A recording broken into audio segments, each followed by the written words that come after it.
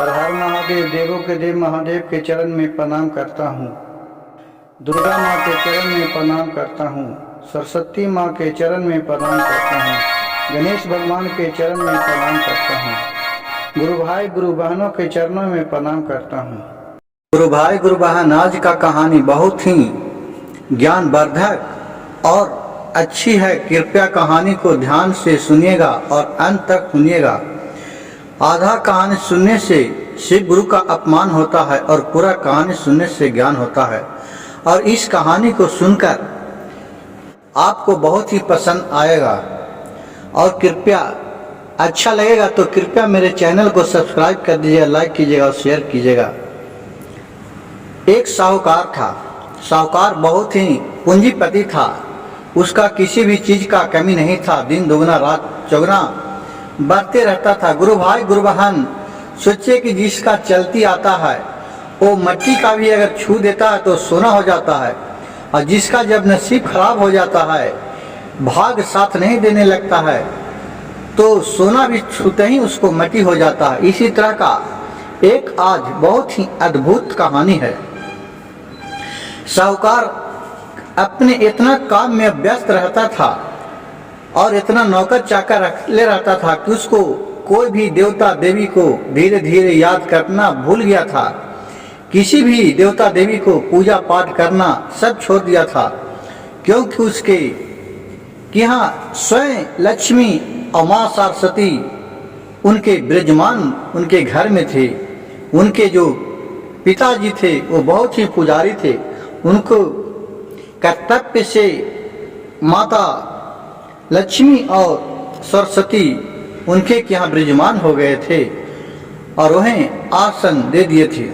उनके गुजर जाने के बाद बहुत दिन ये दोनों रहे। अब एक दिन सरस्वती जी और माँ लक्ष्मी दोनों बात कर रहे हैं कि देखिए, साहूकार के यहाँ हम लोग कितना दिन से हैं, लेकिन हम लोग के पूजा पाठ किसी भी चीज को नहीं करते हैं, कोई देवता देवी को नहीं मानता है। अब इस जगह रहते रहते हमको मन उबिया गया है। गुरु भाई गुरु बहन, सोचे कि जिस घर में पूजा पाठ आराधना शांति रहता है, उस घर में ही लक्ष्मी का वास होता है। जिस घर में कलह क्लेश होते रहता है, उस घर से धीरे धीरे लक्ष्मी दूर चले जाते हैं। सब उन्हीं को दान है। इसी तरह उन लोग बतिया रहे थे कि हम लोग कैसे इस घर से अब मन नहीं लग रहा है, चलने का मन कर रहा है, अब हम लोग दूसरा जगह प्रस्थान करें। सरस्वती जी पार्वती से पूछ रहे हैं और दोनों बतिया रहे हैं। उसका साहूकार का एक लड़का था, वो शादी करने योग्य हो गया था। कुछ समय बाद उसका शादी विवाह करके ले लाए। उसका बहुत ही शिव चर्चा में शिव भगवान को मानती थी। शिव गुरु को वो गुरु बना लिए थे। वो शिव गुरु का शिष्य बन गई थी। वो बिना पूजा पाठ करने, शिव गुरु का आराधना करने, उनका मंत्र पढ़ ले बिना वो एक दिन भी खाना नहीं खाती थी। वो इतना शिव भक्त थी। वो जब अपने घर में आई तो माता लक्ष्मी और सरस्वती कहने लगी कि चलो कम से कम हम लोग के ध्यान पाठ करने के लिए एक बहू तो आ गई है। चलो अब हम लोग यहाँ अच्छे तरीके रहेंगे, हम लोग के पूजा पाठ और होते रहेगा। कुछ दिन इसी तरह बिता। उसका जो साहूकार था वो एक दिन देखा कि मेरे बहू है जो शिव भगवान का फोटो रख ले है और पूजा पाठ बहुत करते रहती है। वो अपने बेटे को बुलाया और बोला, बाबू देखो, तुम्हारे जो बहू है वो बहुत पूजा पाठ में समय व्यतीत करता है। उतना दिन अगर बिजनेस में टाइम देता तो हम कहाँ से कहाँ बढ़ जाते। ये जो भी उसमें खर्चा होता है वो बेकार का खर्चा जाता है। ये सब तो मेरा कर्तव्य से है। जब हम कमाएंगे नहीं तो हमारे पास संपत्ति कहाँ से आएगा। पूजा पाठ करने से थोड़ी संपत्ति आ जाता है। अपने बेटे को बोला कि तुम इसे माना कर दो कि पूजा पाठ नहीं करे। वो कहा कि पिताजी, मैं कैसे माना कर सकता हूँ, उसको अगर माना करूंगा तो खाना उना सब छोड़ देगी। कैसे किए उस साहूकार बोला कि ऐसा करो तुम कि नहीं है तो अपने बहू को ले जा कर के, और अब रक्षाबंधन के दिन आ रहा है, राखी बांधने के व्यू से उसको ले जाओ और ले जाके कहूँ रास्ते में छोड़ आओ। कहिस कि ठीक है। वो अपने बहू से बोली, साहूकार के लड़का, ये जी ये ऐसा है कि चलिए रक्षाबंधन के दिन आ गया है, 4 दिन के बाद राखी बंधन है, चलते हैं हम लोग आपके मैके और राखियों की बहान लेंगे, तब वहाँ 2-4 दिन रहेंगे तो आएंगे। कहिस कि ठीक है। वो भी बेचारी सौदिली आदमी थी, वो कहा जाने इसका भरम। फिर कहा कि ठीक है चलिए। वो अपनी डोली का हार कर दिया साहूकार और सबको समझा दिया कि इसको एकदम घनघोर जंगल में ले जाके छोड़ देना, ताकि इसको बाघ शेर शियार खा जाएगा, क्योंकि बहुत ही पुजारी बनी है मेरे घर में आके। सब कहा ठीक है, उन लोग को तो पैसा से मतलब है, और अपने बेटे को भी सारी तरह से समझा दिया। अब बाप बेटा के बात है, बेटा कैसे न माने, अब बाप का तो पिता का बात तो मानना ही पड़ेगा, क्योंकि उसी तरह का संस्कार अपने बेटा को दिया था कि जो पिताजी कहता था वो अब बेटा सुनता था। कहा कि ठीक है पिताजी।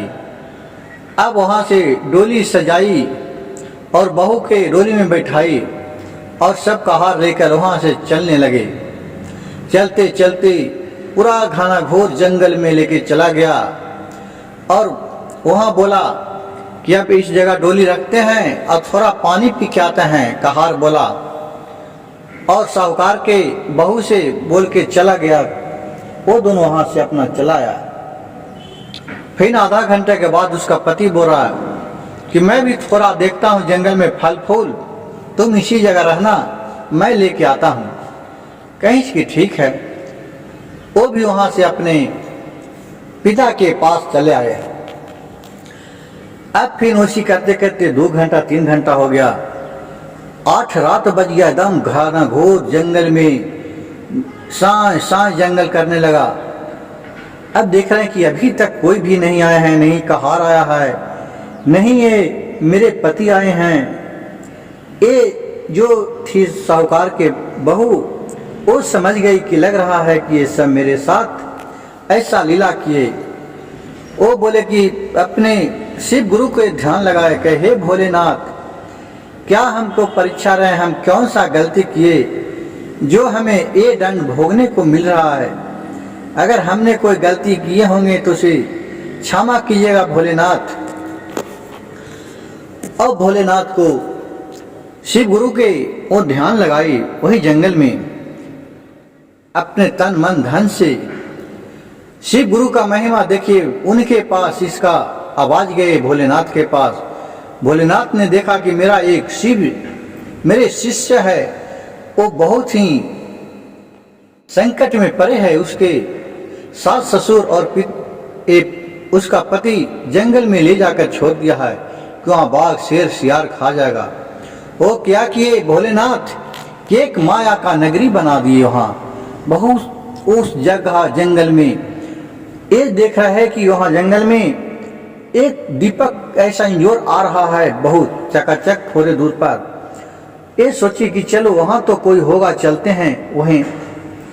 वहाँ धीरे धीरे गई तो देख रहा है कि वहाँ के जो नौकर चाकर है और किसी भी तरह का महल में खाने पीने के लिए कुछ कमी नहीं है, नौकर चाकर सब लगा है, क्योंकि वो भोलेनाथ का कृपा था, माया का बाजार बसा दिए थे।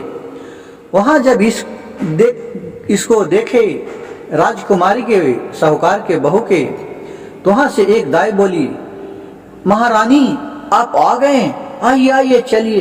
ये सकदम में पड़ गई कि ये हमको महारानी बोल रही है, हम तो इसको चिंते भी नहीं है। तो सोचिए कि हो सकता है कि मेरी ससुर जी को इसको जान पहचान होगा, वही हमको देखी होगी, चाहे मेरे पिता के से जान पहचान को हुआ होगा, इसी से शादी विवाह में कहूँ देखी होगी।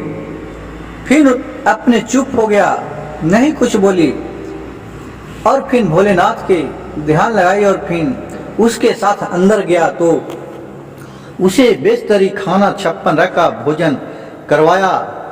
जितना नौकर चाकर था सब महारानी को ओढ़ने बिछाने सुतने के लिए पूरा व्यवस्था हुआ महल में लगा हुआ था। अब वहाँ कुछ दिन अच्छे तनी अपने जीवन बिताने लगे और भोलेनाथ के रोज भजन कीर्तन और पूजा पाठ करने लगी, क्योंकि वहाँ कोई बोलने वाला भी नहीं थी। सच्चे दिल से रोज शिव गुरु की पूजा करते थे। गुरु भाई गुरु बहन, अब सोचिए कि साहूकार का इसका उल्टा गिन दिया गया। जब यहाँ उसका बेटा और उसका साहूकार सब यहाँ घर में रहने लगे, 2-4 दिन, महीना 2 महीना, साल भर हो गया, वहाँ तो उसी किसी भी तरह का कमी नहीं था। जो साहूकार के बहू थी वो आराम से वहाँ रह रही थी।